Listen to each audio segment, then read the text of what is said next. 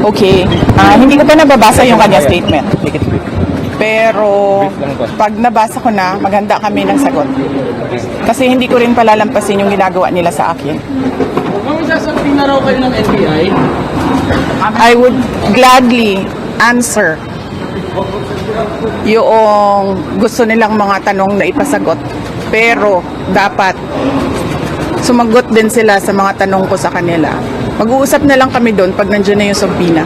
Ma'am, si Colonel Nolasco, how's the professional links? This is the reason why we don't want to discuss confidential funds, and yan kaya may batas na bawal pag-usapan ng confidential funds. Ulit na namin sinasabi sa House of Representatives. Ma'am, pero tama po ba yung testimony kanina na it was you designated? We will wait for Colonel Nolasco. Next question, please. Ma'am? Last two. Maria, make it brief. Make it brief. PM said po na kung ganun po kadali magplano pagpatay sa presidente, paano pa kaya sa pagkaraniwan ng mamamayan? Kung ganyan kriminal na pagtatangka, hindi dapat pinapapit ang pas, yan ay aking papalagan, sabi ni PBBM. Oo. 'Di ba? Pumalag nga yung buong bayan nung pinatay ng pamilya nila si Benigno Aquino Jr. O ano? Next question. Ma'am, na-verbalize niyo na po ba sa administration yung tungkol sa threat sa pagdito po kasi? Yes ma'am. Ay hindi pa ma'am. Nag-complain ako noon, if you can remember, in the media, and then they dismissed it. Everything is well documented with documents and videos, and nagsabi ang NSC ng national security concern ang threat sa president, pero apparently they really do not consider the threat to the vice president as anything of a concern. So what kind of country is this? Hindi ba kaparte ng gobyerno ang vice president? Hindi ba ako binoto ng mga tao? Hindi ba ako ang vice president ng buong Pilipinas, ng lahat ng mga Pilipino? Are you taking legal action, ma'am, dun sa threat? Ma'am, I do not expect fairness from this government. Really, truly. That is the reason why I am pussyfooting with court cases. We do not expect fairness. Imagine mo, saan ka nakahanap na na-admit na yung tao sa hospital, bigla na lang papasok, discharge na siya in less than an hour. Saan ang hustisya dyan? Saan ang hustisya dito?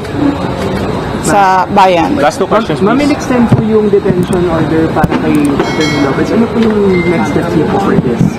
I questioned it doon kanina. Pinapahirapan pa nila ako. Ano sinabi nila? Dinetain nila yung tao dahil sa due process. Dahil, ano ba yun? Sinabi niya? Walang due process ang pagpapatanggal kay Gloria Mercado at iba pang officials ng Department of Education. Ano sinabi ko kanina? The position of a USEC and ASEC is a position of trust and confidence by the appointing authority. Ngayon, ang appointing authority ng USEC at ASEC ng DepEd is the President of the Republic of the Philippines. Dapat tinatanong ng House of Representatives bakit tinanggap ni Pangulong Marcos ang resignation ng mga USEC at ASEC na yon sa Department of Education. Last question. Bakit nila pinipinalize si Yusek Lopez? Hindi ba dapat ang pinipinalize nila ang appointing authority? Isa pa sir, sandali. Ano po yung sinabi nila? Evasive. And now you clearly see, she doesn't know anything. Nasa DepEd pa pala tayo. Pero pagdating natin sa OVP, makikita ninyo, she doesn't know anything about confidential funds. So saan doon ang evasive answers?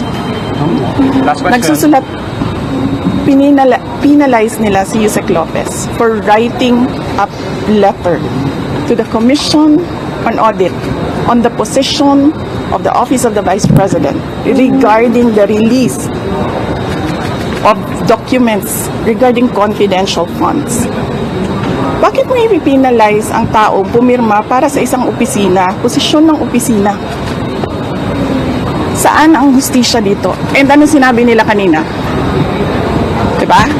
Apparently, hindi nila alam ang batas. Ano sabi nila? Questionin mo na lang sa korte. Saan kami pupunta? Sa mga ginagawa sa amin. Mismong komite, alam na nilang mali yung ginagawa nila. Sasabihin lang sa amin, pumunta ka sa korte. Napakadali na sabihin nila, okay, we will set aside the detention order. Pero hindi. Mali na nga yung una mong detention. Mali pa yung sumunod mo na order. And then sasabihin mo sa tao na nakakulong, na hindi makalabas, lahat. Kahit ako, hindi ako makalabas basta-basta. Dalhin mo yan sa korte. Tama ba yun? Kayong mga taong bayan, tanungin ko kayo, tama ba na hindi alam ng ating House of Representatives kung ano ang mga batas? Ma'am, you finally decided to Last take question your oath kanina. Why did you? For the sake of the personnel of the Office of the Vice President. Because I clearly, sinasabi ni Joel Chua doon, na we will not recognize you without an oath. And then, I'm continuing to question the constitutionality of their rules.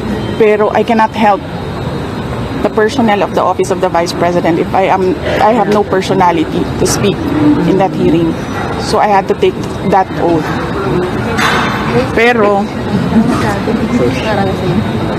kailang. Hindi naman ako galit sa inyo. Nagpapasalamat ako sa inyo sa tulong ninyo kay Yusek Lopez at sa lahat ng OVP personnel. Will you go up to the Supreme Court to question? Because may jurisprudence naman on contempt powers of Congress. Yun na nga sinasabi ko, sir, no, parang we don't trust anyone anymore in this country. We don't expect justice anymore in this country. This is clear political harassment. This is clear political persecution. Pag-threat sa'yo, baliwala. Pag-threat sa kanila, national security. Saan ka? One thought niya lang. Yung post testimony ni Fajardo, do you think that will hold water as far as maybe pinning you down is concerned or doesn't establish anything? If they file cases or an impeachment case, whatever case, we will answer that in the proper venue. Kung meron man silang hanap na mali doon. But apparently, nakikita nyo kanina na uubos na yung tanong nila. Hindi pa sila makapag-contempt kay Edward. Kasi nagsasabi ng totoo yung tao. Ma'am, you said contempt. Are you expecting again any contempt sa hearing ngayon? Yes, we expect that. We expect contempt, detention. We expect, ang term ni Yusek Laika is terrorizing me. We expect them to terrorize the Office of the Vice President personnel. Ma'am, your message to President Bongbong Marcos when he said na papalagan daw po na itong death threat ninyo, hindi niya palalampasin. Yes, sinabi ko na kanina, papalagan ko din yung ginagawa nila sa akin. Ma'am, speech as a speaker. I mean, we don't know the content. Yes. Kaya ako kayo binibigyan ng interview para huwag kayo makinig sa kanila. Thank you. Thank you.